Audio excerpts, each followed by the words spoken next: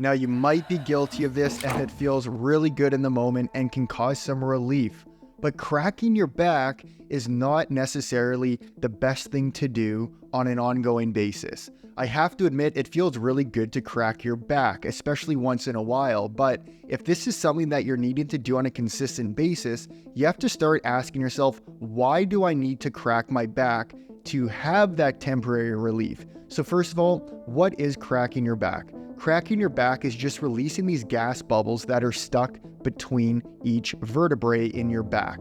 And it feels really good to have that release, but why do you feel like you need to keep doing this? And why are some people just fine not having to crack their back?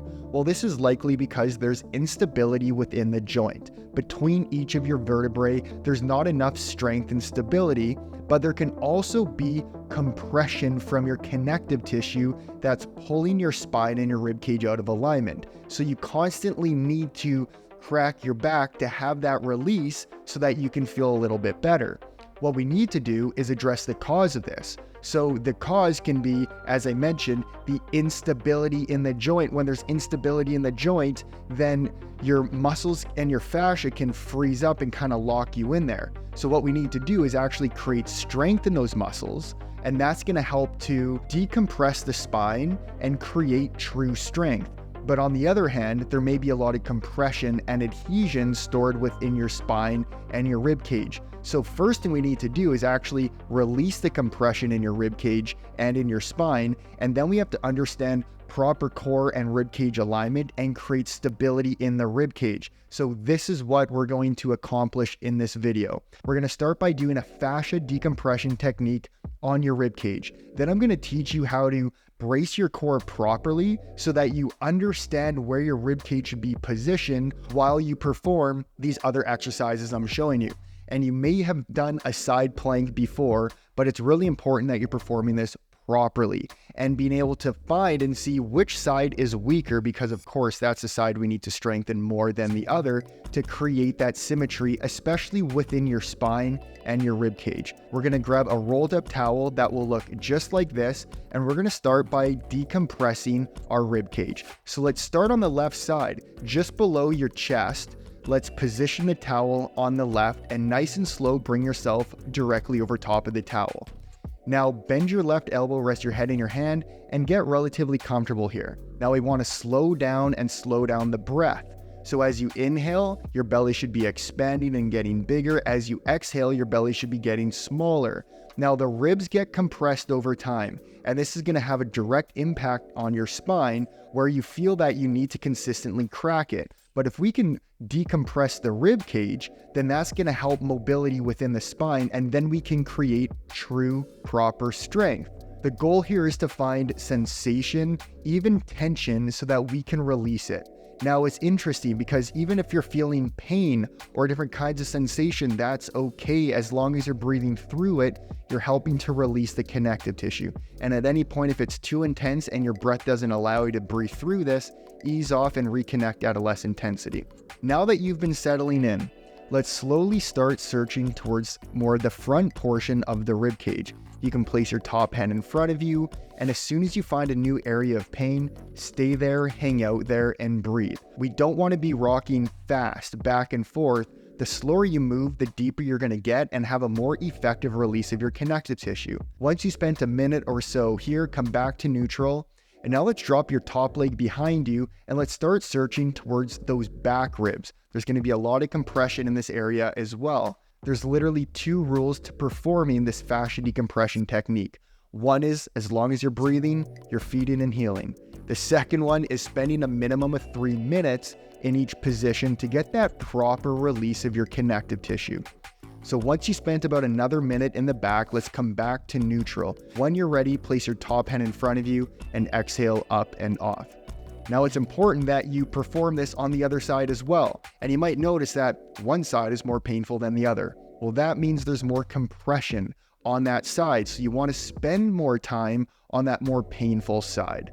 After we've decompressed our rib cage, now it's important to understand how to brace your core properly and breathe diaphragmatically. Your diaphragm is a plate of muscle that acts as a pump to pull in oxygen. And when you inhale, your belly should be expanding, and when you exhale, it should be getting smaller. But when we're bracing our core, we're creating engagement in the core, then we still got to be able to breathe through the diaphragm, but expand throughout your entire rib cage. That is so important because this alone is going to show you how to decompress your spine and your rib cage. Now let's lay flat on your back, have your knees bent, bring your pelvis into more of that neutral pelvic alignment, but now feel these low ribs and pull them down in towards your core.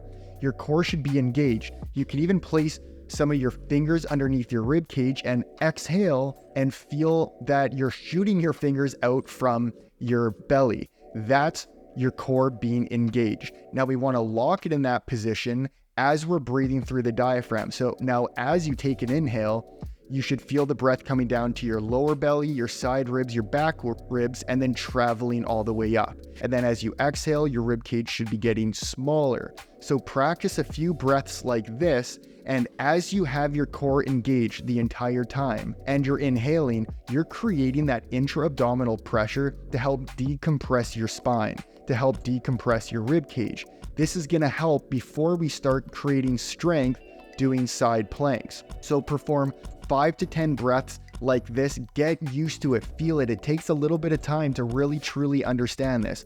But once you've done so, let's come on over to your left side and let's start with a left side plank. Now there's two different variations to do this. We'll call it beginner and advanced. Beginner, you're going to keep your knees on the floor. Advanced, you're going to take your knees off the floor and your legs will be straight. But what we want to do is have your elbow directly under your shoulder.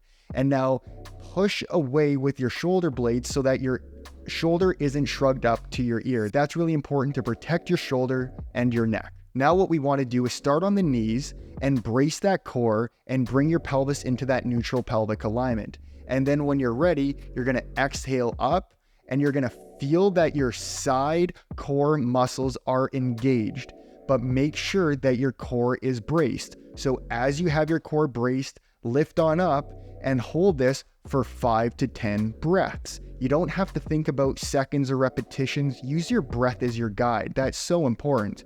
And then once you've accomplished 5 to 10 breaths, come on back down and then flip on over to your other side and let's do the exact same thing. Brace your core, neutral pelvic alignment, elbow directly under your shoulder, push your shoulder away from your ear, and then let's lift on up and hold this for 5 to 10 breaths. Now you're going to want to go back and forth 3 times total. This is going to create a lot of strength in the sides of your core, your rib cage, and help creating more stability within your spine. Now, if there is a side that felt significantly weaker, that's the side you're going to want to work out more and do more sets.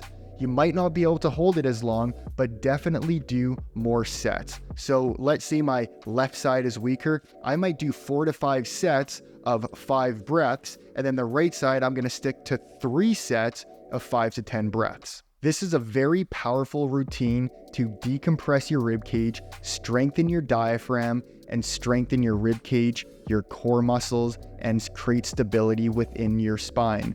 You may even notice within a short period of time that you're not needing to crack your back as much. So that's something that you're going to want to start to slow down on if you can, is cracking your back so frequently. Because every time we're doing that, we're still manipulating the fascia and we're not allowing the joints to really settle into that new position. So here is the routine to follow.